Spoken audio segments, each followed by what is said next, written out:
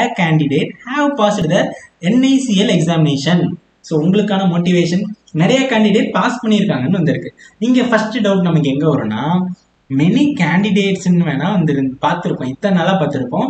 அது எப்படி ஏன் வரும்? மெனி கூட மெனினாவே ப்ளூரல் ஏன் வரும்னா, மெனிய கேண்டிடேட்லாம் லாஜிக்கலாக வரும். சரிங்களா? ஸோ இது இருக்கட்டும். ஸோ மெனிய கேண்டிடேட்னு ஏன் கேண்டிடேட் பக்கம் எப்படிப்பா ஹேவ் போட்ட அப்படின்னு டவுட் வரும். ஸோ இதில் ஆக்சுவலி நமக்கு வந்து மெனிய, ஸோ இதில் எந்த தப்பும் மெனிய கேண்டிடேட்ல தப்பு இல்லை. நம்மளோட தப்பு எங்கே தான் இருக்குன்னு பார்த்தீங்கன்னா, இங்கே தான் நீங்கள் சொல்கிறதில்ல நீங்க நேரம் கண்டுபிடிச்சிருப்பீங்க. ஏன்னா a candidate அப்படின்னு சொல்றப்ப சிங்குலரா மாறிடுது. சரிங்களா? So has passed the NICL examination, இதுதான் உங்களோட ஆன்சர். ஸோ இதோட ஃபார்மேட் நான் இங்க எழுதியிருக்கேன், இதை நல்லா பார்த்துக்குங்க.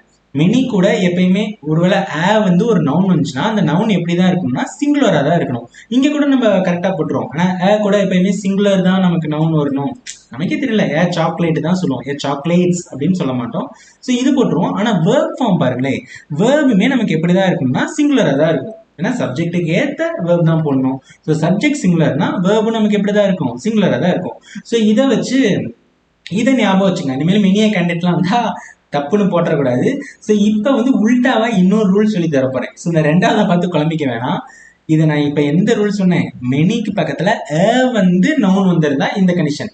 ஒருவேளை நார்மலா மெனின்னு வந்துருந்துச்சுன்னா, ஸோ இங்கே பாருங்களேன், இந்த இடத்துல ஒருவேளை மெனி சாக்லேட் கேண்டிடேட்ஸ்ன்னு வச்சுக்கோங்களேன். ஸோ சாக்லேட்ஸ்னே வருது. மெனி கேண்டிடேட்ஸ் அப்படின்னா நம்ம யூஸ்வலா போறதா. ஏன்னா நிறைய கேண்டிடேட்ஸ்க்கு நம்ம இங்க கேண்டிடேட்னு போட்டுறாதீங்க, இங்க ப்ளூரலா தான் போடணும். ஸோ இங்கே எஸ் முக்கியம்.